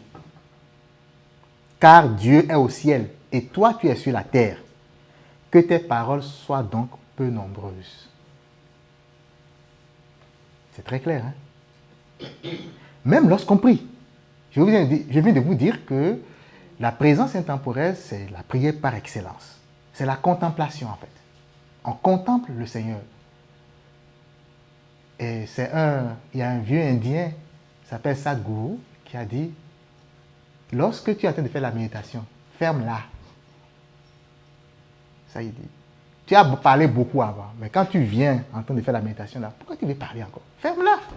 Contemple. ton Dieu. C'est le temps que notre esprit soit illuminé, soit nourri aussi de la présence. Mais en ce moment-là, il faut que l'attention soit sur Dieu. Et Jean Climatique, un des saints de l'Église, l'a dit. Lorsque vous parlez là, ne dites pas beaucoup de choses. Parce que votre attention va être déplacée. Il dit, mais regardez dans la Bible, le Samaritain, c'est Samaritain celui qui a dit, aie pitié de moi Seigneur, là, quand il n'a même pas osé regarder, il y avait le pharisien et puis, j'ai oublié le second. Oui, il y avait un pharisien qui s'égosillait pour dire que lui, il fait l'aumône 2 fois par 2 fois par semaine ou bien quelque chose comme ça, qu'il partage ses biens aux pauvres. Et puis l'autre qui était à côté, qui était reconnu comme un pécheur, mais qui lui dit, prends pitié de moi. 2 mots. Et Jésus a dit, je vous dis en vérité, quand il est retourné chez lui, là, c'est lui qui était devenu le juste. 2 mots. On n'a pas besoin de beaucoup parler pour plaire à Dieu. Dieu veut notre cœur. Il veut notre esprit. Parce que lui, il est esprit. Il ne veut pas nos paroles. Nos paroles, ça, c'est naturel. Hein? Et vous savez que ce que l'esprit peut exprimer en 1 minute, la parole ne peut pas l'exprimer en 3 heures de temps. Vous savez ça? L'esprit est très rapide. Il suffit de voir. Regardez ici. Vous regardez là-bas, là. Vous avez vu la table. Votre esprit a déjà décrit la table au complet. Vous comprenez? Comment la couleur, la forme, tout, en un instant. Mais si avec la bouche, vous devez décrire la table, vous allez faire plusieurs minutes. Parce que vous allez vouloir dire, la couleur est ci, la forme c'est ci, il y a un point rouge en haut. Mais l'esprit a déjà vu tout ça en un seul instant. L'esprit est beaucoup plus rapide que le corps. D'accord? Donc, ce n'est pas la peine de parler. On communique avec Dieu en esprit. Hein? Jésus a dit, adorer en esprit et en vérité. Donc, avec la présence intemporelle, donc, on vit pleinement nos sens et on communique sérieusement, de façon très, très efficace avec notre Dieu. Alors, pour finir cette partie, la méditation, on va voir la prochaine fois la méditation comme moyen privilégié d'éduquer notre esprit à la présence intemporelle. Bon, on parle de méditation. Dans l'Église catholique, on parle d'oraison. D'accord? Mais les autres religions parlent de méditation. Moi, j'aime mieux le mot méditation. Pourquoi? Parce que c'est commun. Parce que l'Église connaît aussi la méditation. Mais la méditation dans l'Église, c'est plus avec la parole. Donc, on prend un verset et puis on médite sur la parole en parlant ou en priant. Mais l'oraison, c'est vraiment un cœur à cœur avec Dieu. Donc, moi, j'appelle tout ça méditation. La méditation, pour moi, c'est être dans l'instant présent et parler avec son Dieu. C'est ça qu'on appelle la méditation. D'accord? Alors, l'instant présent, pour finir, c'est la vie des enfants, vous savez. N'est-ce pas? L'instant présent, ce n'est pas la vie des enfants. Les enfants, quels soucis ils ont, les enfants? Ils n'ont aucun souci. Ils veulent son jouet, c'est tout. Tu lui donnes son jouet, tu es son ami. Un autre enfant vient de le taquiner. Il a pleuré. Tu lui dis, viens, on va aller à la maison, parce qu'en bon adulte, tu es déjà fâché contre l'autre enfant. Lui te dit, non, je vais encore jouer avec lui. Il a oublié. L'enfant vit dans l'instant présent. Ce n'est pas pour rien que le Christ a dit, le royaume des cieux est à ceux qui leur ressemblent. C'est parce que les enfants, véritablement, on doit les imiter. Moi, j'imite mon petit garçon beaucoup parce que je vois sa joie de vivre. Je ne me dis pas, non, lui, il est enfant, je suis adulte. Non, parce que ce n'est qu'un alibi.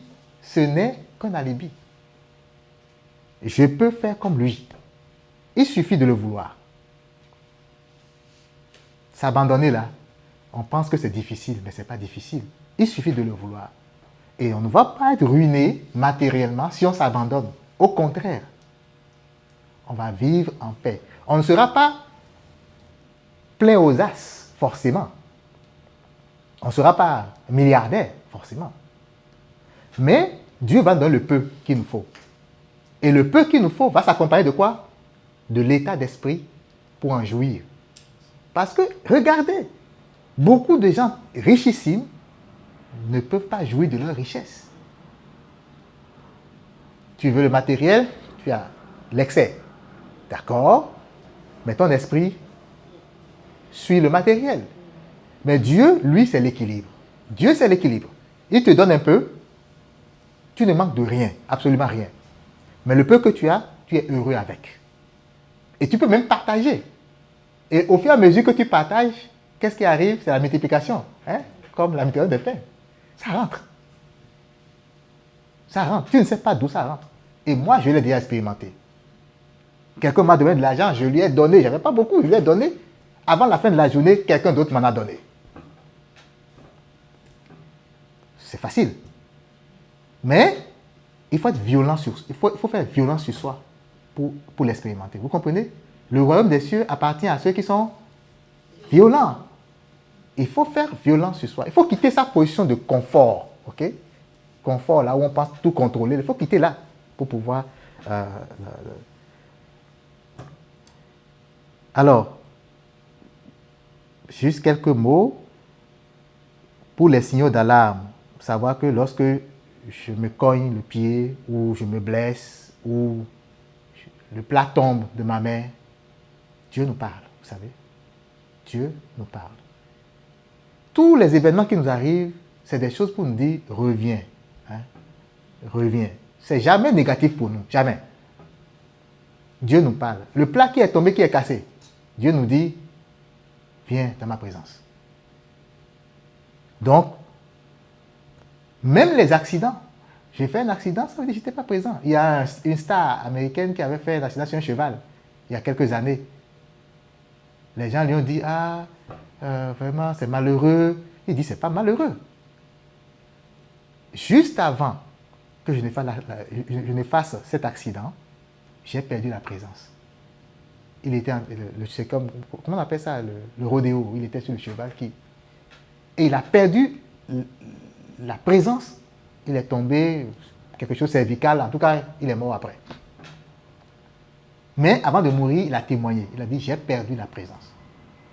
Donc, parfois, même les accidents nous parlent, nous disent, non, il ne faut pas. Il ne faut pas. Maux de tête, il y en a qui ont des maux de tête tout le temps. Parce que la tête est lourde, comme je viens de dire là. On ne voit pas le temps passer et puis on est tout le temps dans les soucis. Donc voilà, en gros, ce que j'avais à dire aujourd'hui sur la présence intemporelle. J'espère qu'on a quelques temps encore pour discuter un peu.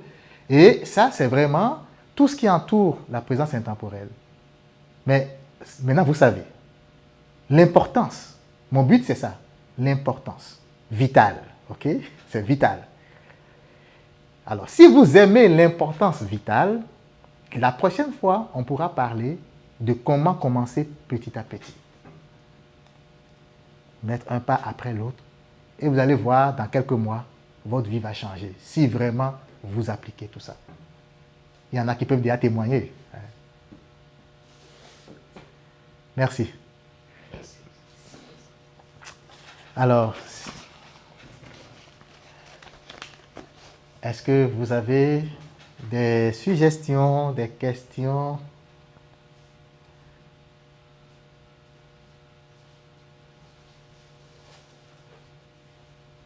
Vous avez tout compris? Super! Super, ça veut dire que bon, le message est passé. Est-ce que vous avez des témoignages dans lesquels vous étiez présent ou pas présent? Des témoignages de vie, pratico-pratiques. Des témoignages, il y en a beaucoup. Ah ben, on peut... Vas-y, fais-nous un témoignage. Un témoignage, vous pouvez prendre le micro.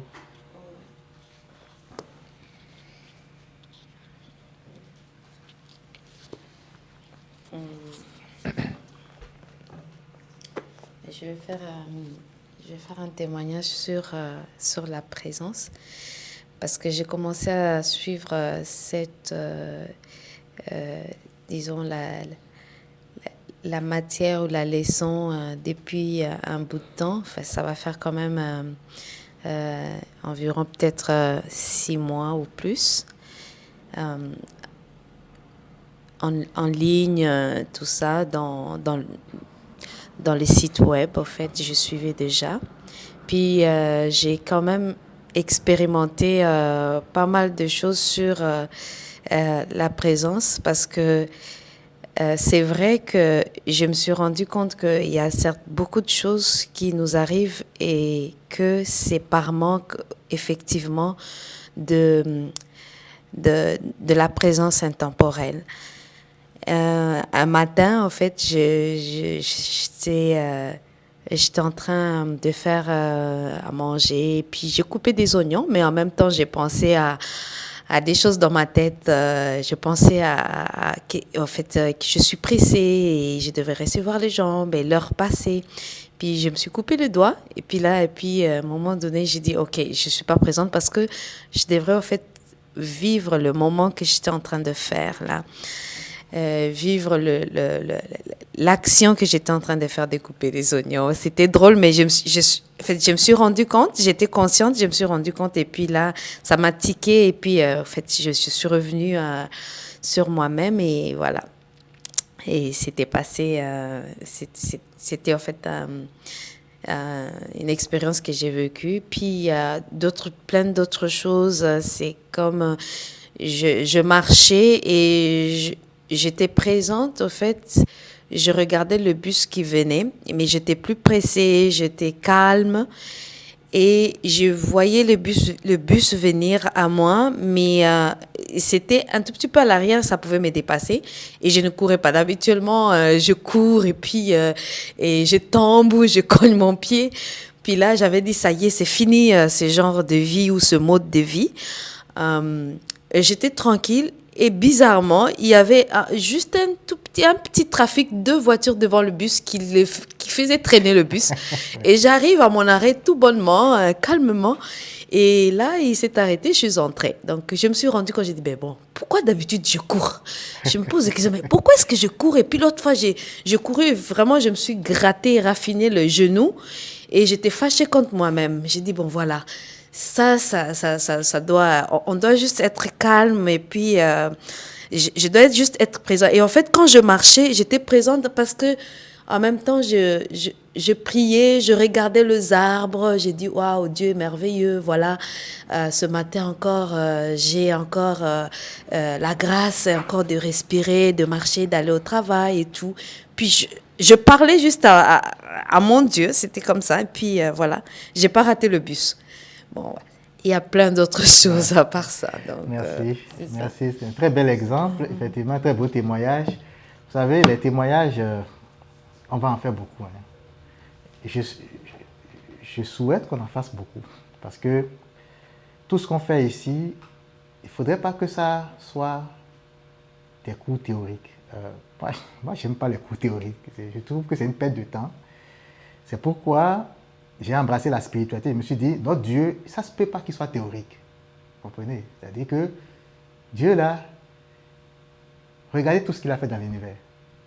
Chaque chose à sa place. Il est très ordonné. Et il est très rigoureux. Tu fais 1, ça donne 2. C'est ça, Dieu. Alors, je me suis dit, non, c'est pas possible qu'un chrétien, quelqu'un qui dit, moi, je mets ma foi en ce Dieu-là, soit en train de souffrir. C'est pas possible. Il dit, il doit avoir quelque chose. Quoi? Je ne savais pas. J'ai dit, je vais aller chercher. Vous comprenez? Je pense qu'aujourd'hui, si nous voulons réussir notre mission sur Terre, si nous voulons, à la fin de nos jours, être content du tableau qui va se dresser devant nous, nous devons faire pareil. Nous devons sortir de notre confort. Nous devons laisser de côté nos conditionnements et nos croyances. On n'a pas le choix en fait. Soit c'est de rester dedans, et puis tu restes à ce niveau-là, ou soit de dire non, écoute, peut-être il y a quelque chose que je ne fais pas bien. Oui, le prêtre m'a fait l'homélie, il m'a dit fais ci. Ben, est-ce que moi je l'ai fait? Ben, pourquoi je ne l'ai pas fait? Qu'est-ce que dans ma vie, qu'est-ce que je n'arrive pas à faire? Et qui fait que les promesses du Christ, là, ça ne marche pas pour moi. Ça marche pour d'autres personnes, mais pourquoi ça ne marcherait pas pour moi? Est-ce que Dieu aimerait plus Ruth que Eric? Ben non. Dieu, Si Dieu aime quelqu'un plus que quelqu'un d'autre, il n'est plus Dieu. On s'entend, hein? Dieu, il a créé tous les esprits à la même enseigne. On va le voir quand on va voir le monde spirituel. Tous les esprits sont créés à la même enseigne. Tous les esprits ont les mêmes chances, exactement comme des athlètes de course qui ont les mêmes chances sur la ligne de départ. Tous les esprits ont les mêmes conditions. Tous les esprits ont les mêmes outils. Qu'est-ce qui fait la différence? La volonté, qu'on appelle le libre arbitre. C'est ça qui fait la différence. Il y a des athlètes qui vont dire, oh, moi je vais faire appel à mes techniques pour courir plus vite que l'autre. Il y a un autre qui va dire, je cours comme normalement. Il y a l'autre qui va dire, même si je ne gagne pas, d'ailleurs je sais que je ne vais pas gagner. Et il ne va pas gagner. Mais il s'en fout parce qu'il a dit qu'il ne va pas gagner. Il ne va pas gagner. Manque de volonté. Et pourtant, ils avaient les mêmes conditions au départ. C'est la même chose. Nous venons sur cette terre. Chacun a sa place dans le corps de Christ. Il n'y a pas quelqu'un qui remplace quelqu'un d'autre. Il n'y a pas quelqu'un qui soit comparable à quelqu'un d'autre. Chacun a son chemin.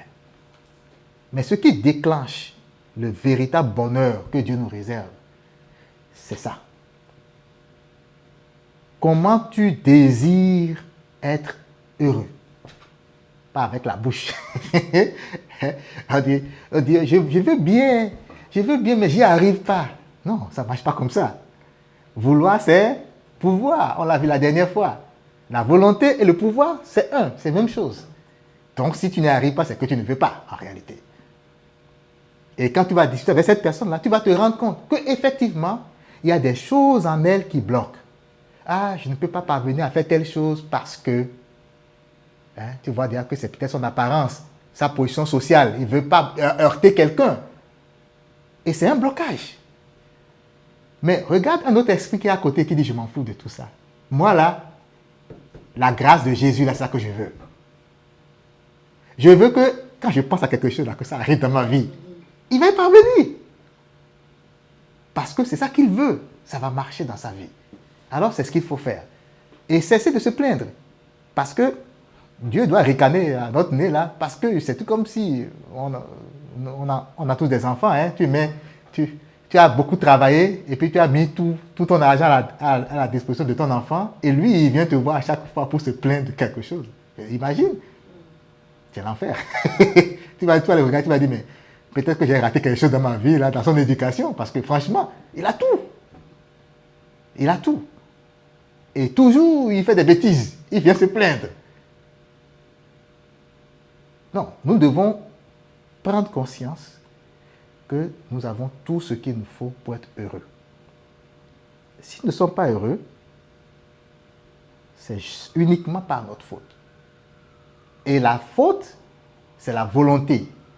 Le manque de volonté, plutôt. Ça veut dire quoi? Je suis imparfait. Je ne suis pas parfait. Mais ce que Dieu veut, ce n'est pas que je meure. Il veut que je devienne parfait. Il a dit, soyez parfait comme votre Père du ciel est parfait. Il veut que, même si aujourd'hui je vois la décrépitude que j'ai causée, que je ne m'arrête pas sur ça. Ce qu'il veut, c'est que je me dise, bon, oui, c'est vrai que là, ce n'est pas reluisant. Mais à partir d'aujourd'hui, je veux commencer à réparer. Ce n'est pas vrai que, pardonne-moi Seigneur, là, ça répare les choses. Hein. C'est moi qui répare. Ok? Vous savez pourquoi, non? Pardonne-moi Seigneur, c'est la divine miséricorde. Ce que ça fait, c'est que Dieu ne te tient pas à rigueur parce que tu l'as désobéi. Parce qu'il aurait pu, hein? Il aurait pu dire, moi, ton Dieu, je t'ai créé, là. Hein? Moi, ton Dieu, je t'ai créé, là. Et puis, je t'ai donné ordre, alors je te prive. Hein? Je ferme la vanne. Il pouvait dire ça. Mais il n'a pas dit ça. Il dit, va loin autant que tu peux. Moi, je ne te tiens pas à rigueur parce que tu es allé loin. Mais il faut que tu apprennes que chaque action, chaque choix que tu fais vient avec ses charges. Soit, enfin, sa récompense, on va dire, hein, soit c'est récompense positive ou récompense négative. Mais chaque choix, chaque action dans la vie qu'on fait vient avec ça. Hein? Ça vous étonne? On va dire, non, j'ai fait juste un petit truc là. Non, ça vient avec ça. Et on le voit dans notre vie. Hein? Si tu fais du bien, imagine, tu es dans ta voiture. Quelqu'un dans la neige est en train de mourir, peut-être parce que il ne va pas bien, ou bien il s'est retrouvé. Et puis toi, tout le monde est en train de courir, mais toi tu t'arrêtes. Et tu le prends. Tu le mets quelque part, je ne sais pas, ou tu lui donnes quelque chose. Tu vas penser que c'est rien du tout. Mais ça récompense, tu vas le voir dans les prochains jours, dans les prochains mois. C'est auto là, ça ne traîne pas. Et ça réduit tes souffrances à toi. Parce que c'est toujours un équilibre. Hein. Nous sommes imparfaits, nous avons beaucoup de souffrances parce que nous sommes imparfaits. Mais quand on fait du bien, ça vient compenser, ça vient réduire un peu. Jusqu'à ce qu'on bascule du côté positif. Et vous allez voir, on va dire, il est heureux. Hein? Il est heureux. Et puis, les gens ne vont pas t'envier. Là. Il est heureux, jalousie. Non, mais il a travaillé fort. Il a travaillé dur pour arriver à cette position-là. Tout le monde peut atteindre cette position. Il n'y a pas de privilégiés. Il n'y a pas de privilégiés. Souvent, on pense qu'il y a des privilégiés, mais il n'y a pas de privilégiés. Est-ce qu'il y a un autre témoignage? Mais Victoire, souvent de très bons témoignages. Là. Hein? Aujourd'hui... C'est légion, en fait, c'est devenu banal. C'est devenu banal. Ça fait partie de la vie. Donc, je ne sais pas, c'est... Ouais, c'est beaucoup. C'est ça. Oui. Il y en a tellement.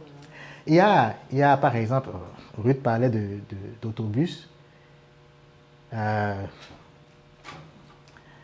y a mon épouse qui avait fait une expérience pareille, c'est-à-dire que elle avait l'habitude de courir d'après l'autobus. En ce moment-là, je pense qu'elle était encore sur les bancs, elle allait. Et puis ce jour-là, elle est sortie, et puis elle a couru, mais elle était fatiguée, elle était épuisée. Donc, elle a dit, je m'en fous, c'est bon là. Elle s'est rappelé qu'en parlant, je lui ai dit, mais non, lorsque tu cours, tu concèdes au bus de partir. C'est toi qui lui as dit, ne m'attends pas, pars. Alors elle dit, ah ok, je me suis rappelé, donc j'ai marché comme une reine là, je me suis calmé, puis j'ai marché. Elle dit, ah, mais à ma grande surprise, il est venu au carrefour, il était là, il était là. Il est venu au carrefour et il était là. Il m'attendait jusqu'à ce que j'ai traversé et puis je suis rentré dedans. Je lui ai dit, écoute, lorsque tu te reposes, tu reposes ton esprit. L'esprit devient puissant. Quelle est la seule façon d'agir sur quelqu'un d'autre? Ce n'est pas de crier sur lui. Ce n'est pas de dire j'ai raison. Ça ne sert à rien ça. Parce que ça va juste nourrir son ego à lui. Tu vas dire j'ai raison, lui aussi va dire j'ai raison. J'ai raison, ça ne va rien changer. Reviens en toi. Calme-toi. Communiquer par esprit. Tu le laisses. Il parle. Tu te calmes. Il parle. Et il va te regarder. Ton esprit, à ton insu, va aller chuchoter dans son cœur. Arrête mon gars. Je l'ai souvent fait. La personne vient te revoir pour dire, ah écoute, moi souvent là, parfois, c'est vrai que je parle beaucoup, je m'énerve. Et puis, tu ne dis rien. Ça veut dire que la personne a eu bénéfice de ta lumière à toi. Comprenez? Toi, le fait de ne pas t'emporter, de revenir à la lumière, tu deviens un canal. Comprenez? Donc, comme l'espace qui t'entoure devient sacré, l'autre profite de ta lumière. Mais il faut que toi, tu restes dans cet état. Ça, c'est vrai. Comprenez? Il ne faut pas que tu quittes l'état, parce que si tu quittes l'état, c'est fini là. C'est tellement de choses qu'on ne connaît pas. On pense qu'il faut aller dans l'adversité, il faut foncer là, aller de fond là. Mais non, il ne faut pas aller de fond. Eric, je vais quand même rendre ce témoignage. Ok. Parce que Dieu a mis tout à ma disposition. Maintenant, il reste, moi, ma volonté. par rapport à ce témoignage. Ben, j'ai une amie, on est presque sœurs. Quand j'étais dans mon pays, et on faisait tout pratiquement ensemble. Tout. Donc, au point où on nous appelait les jumelles. Quand, en tout cas, elle est devenue ma jumelle, moi je suis devenue aussi sa jumelle. Et donc, la séparation, quand je devais venir ici, ça a été vraiment très dur pour elle. Bon, pour moi, je l'ai accepté parce que je dis, c'est pas de mon fait. Si je pars, c'est parce que quelque part, Dieu m'a permis de partir, voilà, quelque part, voilà. Donc, pour moi, sincèrement, ça m'a pas trop impacté, mais pour elle, c'était vraiment difficile. Et c'était difficile au point où elle n'a pas pu m'accompagner à l'aéroport, alors qu'on faisait un peu tout ensemble. Ok. Et elle m'a appelé, peut-être il y a 1 mois de cela. Elle ne m'a pas appelé, elle m'a testé pour dire que, parce que je sais un peu qu'elle a galéré un peu, elle était restée seule et on faisait pratiquement les fêtes ensemble. Les 31, on partait à la prière. Après, on finit de prier le premier, on se fait un planning, un programme pour pouvoir passer à travers le premier et tout ça. Mais quand je suis arrivée, elle est restée vraiment toute seule là. Donc, elle vivait vraiment mal ces moments. Ça me faisait mal par rapport à elle. Ça me faisait vraiment mal. Mais Dieu a permis qu'elle puisse rencontrer quelqu'un. C'était un peu difficile d'être... Bon, elle a eu, on peut dire, des gens qui sont venus, mais qui ne sont pas restés. Mais elle a pu rencontrer quelqu'un avec qui elle avait vécu auparavant. Ils étaient ensemble, mais ils s'étaient séparés. Et la personne est revenue pour dire, il n'y a pas mieux ailleurs. Je ne sais pas pourquoi est-ce que je suis partie. Et donc, j'aimerais qu'on soit ensemble et je veux qu'on se marie. Elle me teste ça. J'ai dit, quoi? Tu me testes ça? Attends, je t'appelle là. C'est une très bonne nouvelle. Je suis trop contente pour toi.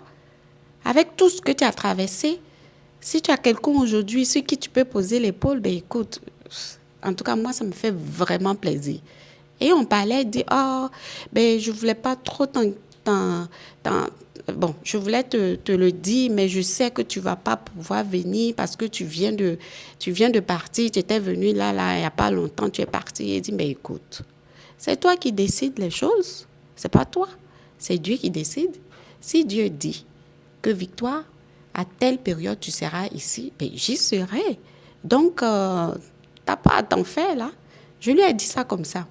Mais en temps, moi, je n'ai plus de vacances parce que j'ai déjà pris mes vacances. Et j'ai déposé mon passeport. On m'a dit que je vais le recevoir, la demande de passeport, je vais recevoir ça en février. Et donc, c'est sûr que là, je ne peux pas voyager, là. Mais j'ai dit, écoute, tout appartient à Dieu. Et donc, j'ai dit, j'ai pas de vacances, mais ben, je vais voir. Je vais aller voir parce que j'ai travaillé un temps là, je faisais des backups là. J'ai rattrapé un peu le retard et j'ai accumulé tellement d'heures. On dit, on ne peut pas me payer toutes ces heures. Il faut que je prenne aussi un jour. Ben, je ne savais pas, moi, je n'ai pas calculé. Donc, je suis allée voir les ressources humaines pour demander. Et ils me disent que j'ai environ 3 jours. Okay. Et environ 3 jours, moi-même, j'avais 2 jours qui étaient là. Ça me fait 5 jours. Il dit, ben écoute, on peut caler quelque chose là, avec ça. On peut caler quelque chose. En fait, et en plus, c'est pendant les fêtes. Pendant les fêtes, il y a des jours fériés. Donc, si tu ajoutes 5 jours sur 3 jours, 4 jours fériés, mais ça te fait 2 semaines, là, tu peux faire quelque chose. Il dit, bon, OK, j'ai des jours, mais je n'ai pas de passeport. Et puis, je ne sais pas comment je vais prendre le billet d'avion si jamais je dois partir. Et puis, comme ça, mon passeport qui devait arriver en février, j'arrive, je ne sais pas quand là, ma fille me dit, maman, ton passeport est arrivé. Je dis, quoi? tu rigoles quoi. Parce que elle m'a donné la date, ça sera fait le 31 janvier. Le temps d'envoyer 2 semaines, ben, tu l'auras. Elle dit, oui, oui, maman, tu as reçu. C'est moi qui ai signé, c'est arrivé. Ils m'ont donné. Elle dit, ah, maman, vraiment, là, si tu ne vas pas là, c'est que c'est toi qui n'iras pas. Parce que Dieu te permet, il te donne tous les moyens pour pouvoir partir. Donc, si tu ne vas pas, c'est toi qui l'aurais voulu.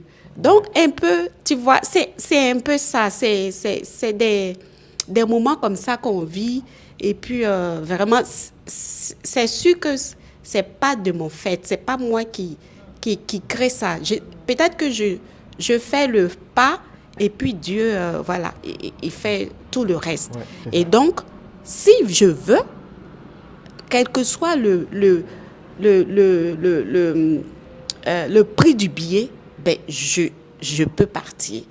Donc, c'est ça. On rend toujours grâce à Dieu par rapport à tout ça. Avec la présence intemporelle, on développe plus l'intuition. On développe l'intuition et tu peux prévoir quelque chose. Là, tu dis, ben, écoute, ben, comme on le dit par rapport au bus, au métro, moi, je dis, quand je m'en vais au métro, je dis, ben, il va me rester peut-être 2 minutes. Je dis même pas peut-être. J'ai dit, il reste 2 minutes et je vais avoir mon métro. Je m'en vais, c'est 2 minutes. Je dis, OK, ben, écoute, voilà, je deviens un peu... je lis un peu à travers les murs et autres, là, ben, grâce à Dieu, grâce à la présence intemporelle, grâce à l'intuition. Donc, on rend grâce à Dieu pour tout ça. Ouais. Merci. Merci, très bon témoignage. Et c'est ça, c'est vraiment, lorsqu'on est dans la présence, hein, il faut pas, c'est quelque chose, on va voir la prochaine fois, vous allez voir, si vous avez la volonté de rééduquer votre esprit, de grandir, hein, parce que, vous savez, tout ce qui est spirituel est antérieur à tout ce qui est matériel. Ça, c'est l'ordre divin. D'accord? C'est normal, hein? On a vu ça la dernière fois. C'est-à-dire que Dieu existait avant les mondes. Okay? Dieu existait avant la Terre, avant Mars, avant la Lune et tout ça. C'est lui qui les a créés. Tout ce qui est dans le monde spirituel, il les a créés avant. D'accord? C'est la même chose pour notre esprit. Donc, c'est-à-dire que toutes les personnes qui développent leur esprit, qui font grandir leur esprit, sont plus grands, puissance parlant, pouvoir parlant, que les autres qui sont un peu en bas. On va voir, certains spiritualistes les appellent des esprits inférieurs. D'accord? Mais vous allez voir dans la vie, c'est ceux-là qui sont grands, qui sont au service des autres. Pourquoi? Parce qu'il sait que lui, il n'est pas capable de faire la chose. C'est tout comme si je suis avec toi. Je sais que toi et moi, on chemine. Mais on vient à un barrage, toi, tu n'es pas capable de traverser. Si je suis sage et intelligent et que je veux vraiment qu'on traverse ensemble, ben je vais t'aider. Je ne vais pas marchander ça. Ça, c'est de la sagesse. Et de ces gens de sagesse, les esprits un peu évolués l'ont. Parce qu'ils se disent, quand Dieu dit qui va faire quoi, tout le monde s'accoupe, moi je vais faire. Vous voyez un peu comme les prophètes là. Quand Dieu vient avoir un prophète là, je vais faire. Parce que c'est une joie que ce que tu as comme grâce, que tu le mettes au service de l'autre. Et ça paye. La grâce que tu mets à son service, c'est l'accompagnement. On était toujours ensemble, moi je ne peux pas rater ça. Tu penses que Dieu n'écoute pas? Ben il écoute. Alors, pour que demain tu ne te pas avec des alibis, hein, parce qu'on est très habitués aux alibis là. Ah, je ne peux pas faire telle chose parce que, on aligne les parce que. On fait tout sauf voir ce que Dieu fait pour nous, hein, on voit tout ce qui est. Donc, voilà, pour ne pas faire ça, mais Dieu te dévance, il te dévance. Parce que tu es allé dans le spirituel, sans le savoir. Et c'est ça qui marche. C'est ça, on est appelé à développer plus notre spirituel. Sortir un peu du matériel, là, vous comprenez? Sortir un peu du matériel. Et vous allez voir, dans les autres séances qui vont venir, il y a des choses que je vais vous dire, et vous allez dire, mais ok, je voyais telle chose, mais je ne comprenais pas. Ouais. C'est très important d'embrasser la parole de Dieu, d'embrasser Jésus comme ça, là. Mais quotidiennement. Pas seulement le dimanche. Pas venir un dimanche à une messe et dire, là, j'ai fait. Non. Non. Je viens à la messe et je quitte, je ne commence pas à insulter quelqu'un, là. Ça ne marche pas comme ça. Parce que mon esprit est faible. Mais avec la présence intemporelle, mon esprit est fort partout. Parce que ce n'est pas moi qui vis. Saint Paul a dit, hein, ce n'est plus moi qui vis. C'est le Christ qui vit en moi. Son esprit est fort partout. Même si on l'a enfermé dans la prison, il dit, c'est pas grave. Dans la prison, il a prié.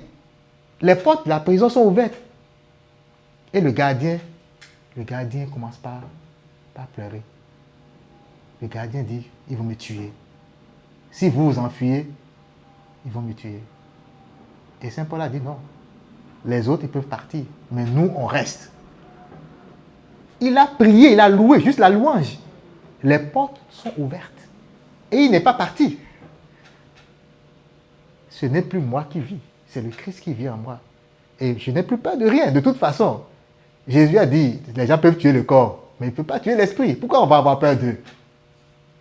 Si ce que j'ai acquis dans mon esprit, même s'il m'a mis en prison, même s'il me met une balle dans la tête, mon esprit ne peut pas le tuer. Hein? Quand j'étais petit, hein, parfois il disait ça, je ne sais pas, je ne savais pas ce que je disais, mais je disais pareil, je disais, mais moi, mon intelligence là, personne ne peut me l'arracher. Je disais ça comme ça. Et je ne savais pas, j'avais peut-être 15 ans ou 16 ans ou quelque chose comme ça. Parce que dans le temps, en Afrique, on disait, ah, il ne faut pas travailler avec lui là, parce qu'il est dangereux, il va t'arracher ton intelligence. Je leur disais, écoutez, non, moi, mon intelligence, personne ne peut me l'arracher. Je ne savais pas ce que je disais, mais c'était la vérité. Ce que tu es profondément en toi, personne ne peut te l'arracher. À moins que tu leur donnes accès toi-même. Si le diable te présente et tu dis, oui, viens, hein, viens à moi, et il va prendre possession de toi. L'esprit mauvais va prendre possession de toi et il va te balancer partout. Parce que tu lui as donné accès à toi. Hein? Alors, on va... Ah, tu voulais dire quelque chose, hein? Tu voulais faire un témoignage? Non, oui, prochainement, c'est correct. La prochaine fois, ok.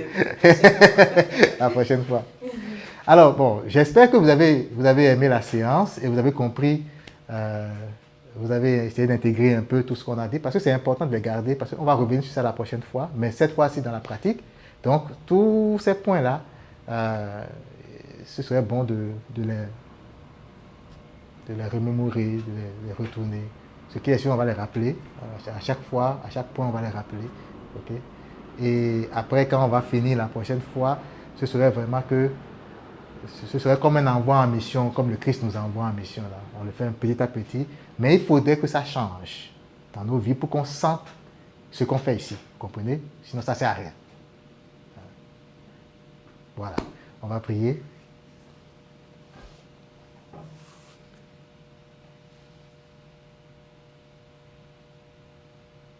Rendez grâce au Seigneur car il est bon.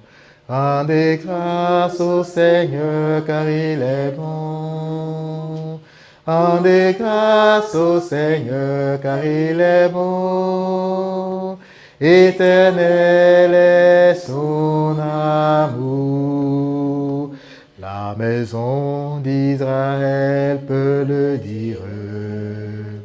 La maison d'Aaron peut le dire. Tout le peuple de Dieu peut le dire. Rendez grâce au Seigneur car il est bon, vraiment bon. Rendez grâce au Seigneur car il est bon. Rendez grâce au Seigneur car il est bon. Rendez grâce au Seigneur car il est bon. Éternel est son amour.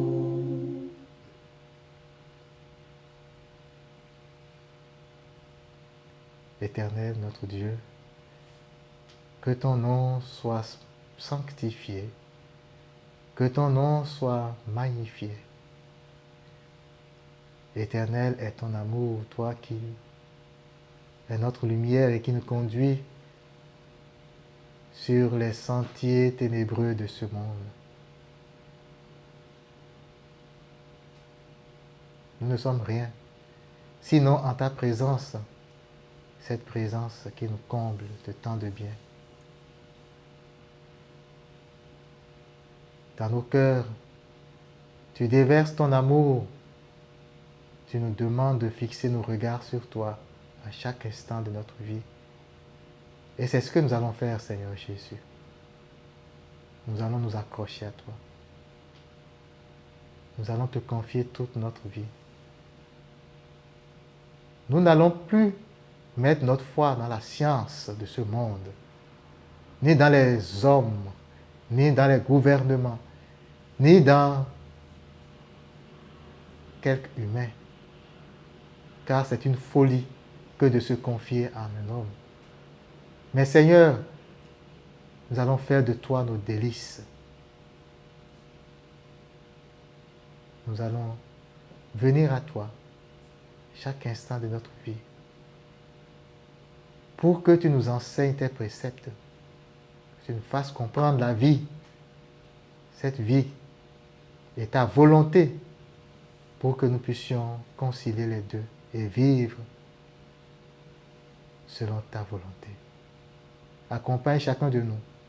Fais que, autant que nous sommes ici, et toutes les personnes qui nous regardent, qui suivent cette émission, que nous puissions devenir des lumières autour de nous, dans nos environnements. Que nous soyons les canaux de ton amour, Seigneur. Que nous soyons de vrais réceptacles de ta vie. Par Jésus, le Christ, notre Seigneur. Amen. Gloire au Père, au Fils et au Saint-Esprit, comme il était au commencement, maintenant et toujours, dans les siècles des siècles. Amen. Au nom du Père et du Fils et du Saint-Esprit. Amen.